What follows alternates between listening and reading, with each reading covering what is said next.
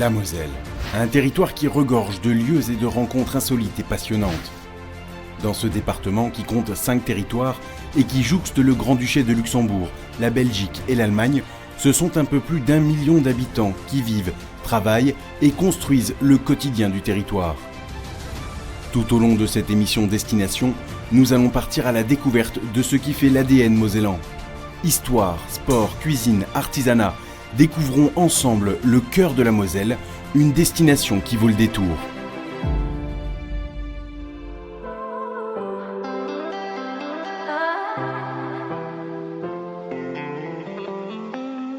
Bienvenue dans ce premier numéro de Destination Moselle. Toute cette semaine, je vous emmène à la découverte du territoire de Metz. Un territoire dans lequel on peut avoir de nombreuses activités sportives, mais également flâner ou se promener et même se cultiver, que ce soit entre amis ou en famille. Mais avant, intéressons-nous au centre-ville historique de cette ville et à sa dimension culturelle.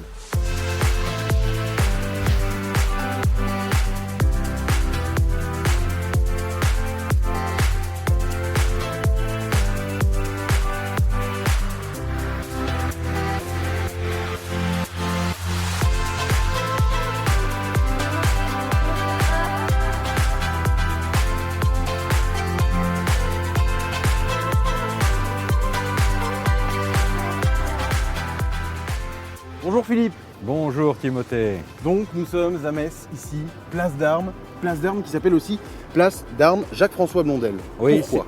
c'est une place qui est une vraie place royale. Il faut imaginer avant ici toute une série d'églises, de bâtiments conventuels et religieux. Et Louis XV décide de doter Metz d'une vraie place royale. Il confie la tâche au duc maréchal de Belle-Île, mais aussi au duc d'Estrées ensuite. Et c'est Jacques-François Blondel, un grand architecte, qui réalise cette place. Et on voit toute une série de monuments, évidemment notre cathédrale, la belle et grande cathédrale de Metz. Et puis progressivement, la place est créée en aplanissant le sol, en créant tout cet élément que constitue l'hôtel de ville. Juste derrière nous, la garnison, où se trouvent les militaires. Et puis juste devant nous se trouve le Parlement de Metz. Donc on a tous les pouvoirs religieux, civils, militaires, législatifs avec le Parlement qui existent ici. Et c'est l'une des caractéristiques de Metz que cette place Jacques-François Blondel, qu'on appelle aussi place d'Armes Jacques-François Blondel, à 2 pas de la cathédrale, dans un complexe qui a été créé au XVIIIe siècle par Blondel, avec toute une série de travaux. Et c'est le début d'un renouvellement de l'urbanisme de Metz. C'est un début de changement de Metz. Un autre lieu emblématique est créé. C'est par exemple, j'imagine que c'est ça, voilà. Ce grand bâtiment qui est le marché couvert donc. Le marché couvert aujourd'hui, mais qui au départ a été conçu pour être finalement le palais épiscopal, le siège de l'évêque, pour que tous les pouvoirs soient réunis en un seul et même lieu. La Révolution a mis un coup d'arrêt à cette construction et, cher Timothée, en fait, ce bâtiment inachevé a été transformé ensuite en marché couvert. Si vous venez à Metz, chers amis, n'hésitez pas à parcourir ce marché couvert. Des produits de la Moselle, des produits de notre terroir y sont présents. Ils sont présents avec la qualité, la variété et la quantité. C'est un peu ce dont on peut se rendre compte quand on se promène ici à Metz, c'est qu'en fin de compte, ces lieux historiques sont devenus aujourd'hui des lieux de vie, de la vie quotidienne. C'est l'une des caractéristiques de ces lieux que d'être parcouru par les visiteurs, par les Messins. C'est là qu'on y fait des rencontres, c'est là qu'on y voit ses amis. Et c'est une ambiance tout à fait singulière, une ambiance conviviale, une ambiance de joie et finalement de bonheur retrouvé que l'on peut avoir dans ces rues de la ville, dans ces espaces. La pierre jaune de Metz. Pierre de Jaumont. Voilà, cette pierre de Jaumont donne un cachet tout à fait particulier et original. Et puis cette pierre, c'est une forme de chaleur qui nous parcourt lorsqu'on déambule dans les rues de la ville. Alors là, on parle de pierre, mais il y a également dans le centre-ville des coins de verdure. Il y a des coins de verdure absolument fabuleux. Alors, petite anecdote, quand j'étais enfant, ma grand-mère m'emmenait dans l'un de ces espaces verts. Et Metz est une ville verte avec des coulées vertes un peu partout. L'un de ces espaces verts où on va se retrouver dans quelques instants. Parfait. Donc direction maintenant l'Esplanade, à quelques pas à peine du centre-ville, et dans lequel nous allons pouvoir déambuler au milieu de la verdure et des fleurs. been looking for answers, something more. Holding the past in my hands, now I'm fighting for someone I've ignored. To find who I am, and I've been taking all the time I need to get back to me, and missing all the ways that you and I used to be. L'esplanade, donc, à 2 pas du centre-ville, la verdure.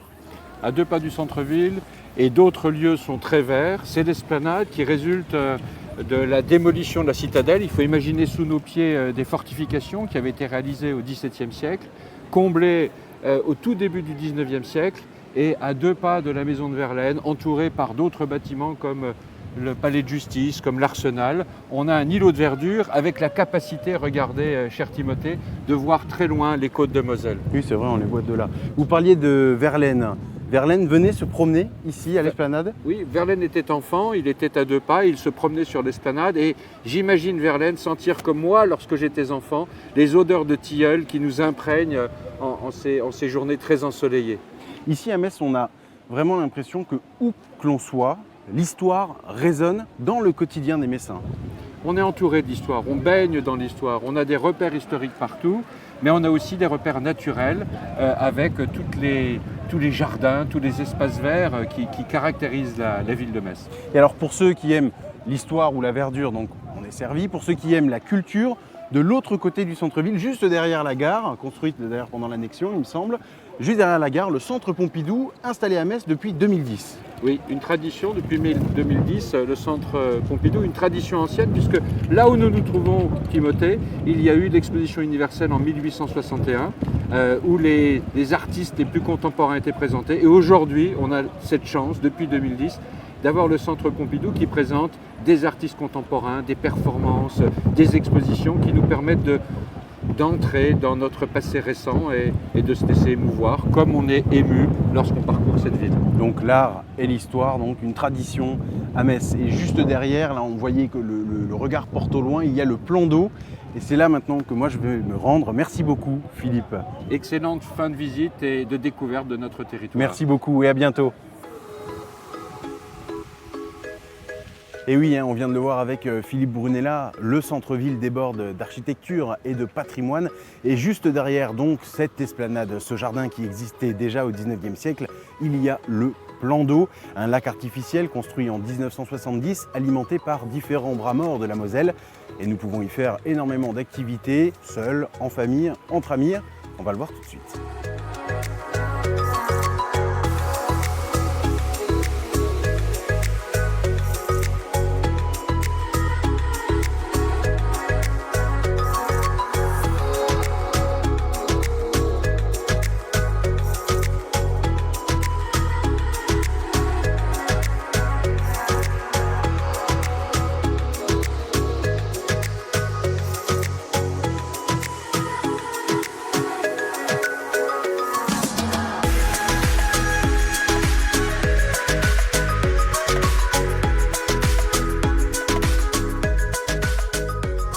Bonjour Denis. Bonjour.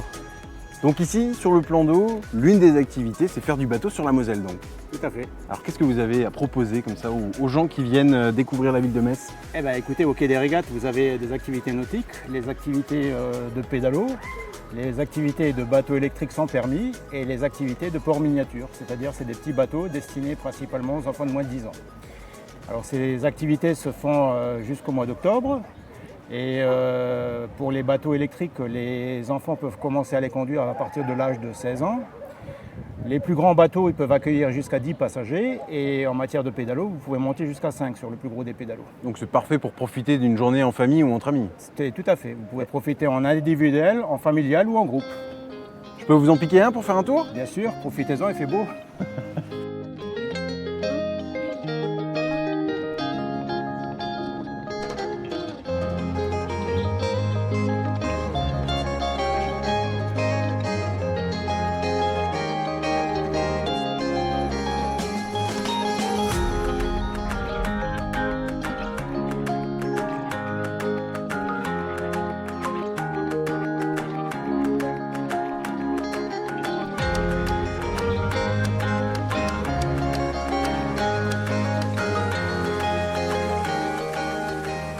qui est quand même génial à Metz, c'est qu'on peut visiter la ville à pied, mais également sur l'eau.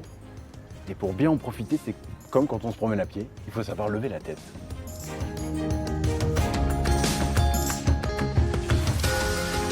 Et il faut aussi savoir baisser la tête de temps en temps.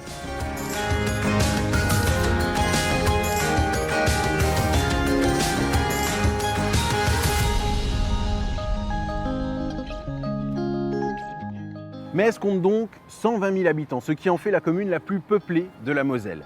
Cette cité gallo-romaine, devenue française en 1648 sous le règne de Louis XIV, a su mêler son histoire autant que son présent et sa vie quotidienne. Autour de Metz, il y a également de nombreuses surprises et on ne s'ennuie pas et ce ne sera pas difficile de vous le prouver. Rendez-vous demain pour de nouvelles aventures au cœur du pays messin.